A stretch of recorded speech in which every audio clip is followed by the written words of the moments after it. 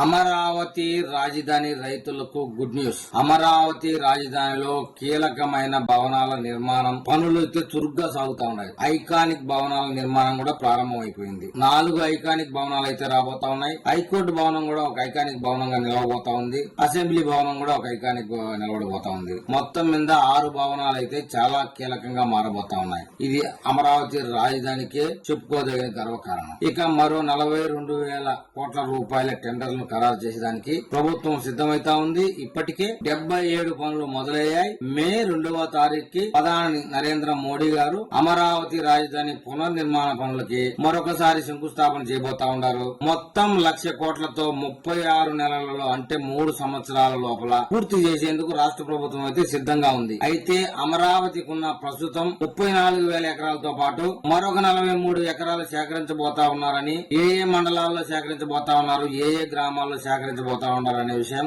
ఆ విషయంలో స్పష్టత అయితే లేదు. అధికారికంగా ప్రకటన కూడా లేదు. ఇది కేవలం అంచనాలు మాత్రమే. అమరావతి రాజధానికి ఆనుకొని ఉన్న గ్రామాల్లోనే సేకరిస్తారా, inner ring road, outer ring road పరిసర ప్రాంతాల్లో సేకరిస్తారా?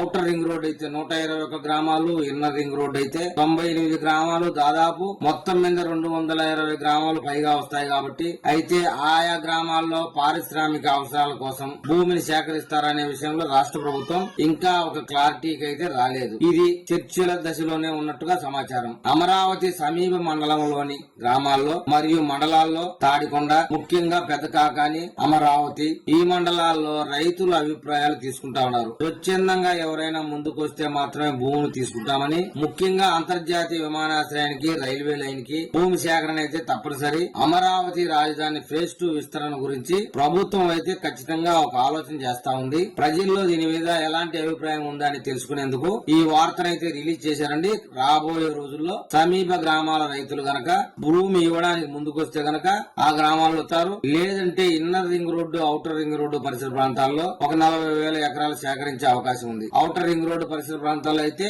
ఎకరా 30 లక్షల నుంచి 40 లక్షల రూపాయలు వచ్చే అవకాశం ఉంది. ఇన్నర్ రింగ్ రోడ్డు పరిసర ప్రాంతాల్లో అయితే భూమి అధిక రేట్లో ఉంది. ఆ ప్రాంతాల్లో అయితే భూసేకరణ చాలా కష్టమని చెప్పాలి. రాబోయే రోజుల్లో అమరావతిలో కీలకమైన ప్రాజెక్టుకి శంకుస్థాపన జరగబోతా ఉన్నట్టుగా సమాచారం. అది ఏ ప్రాంతంలో రాబోతా ఉందనే వివరాలతో మనం మరొక వీడియోలో కలుసుకుందాం. నా వీడియో మీకు చేరాలంటే నా ఛానల్ ని సబ్స్క్రైబ్ చేయండి, లైక్ చేయండి. మీరు నాకు ఏదైనా తెలపాలనుకుంటే కామెంట్ రూపంలో తెలపండి.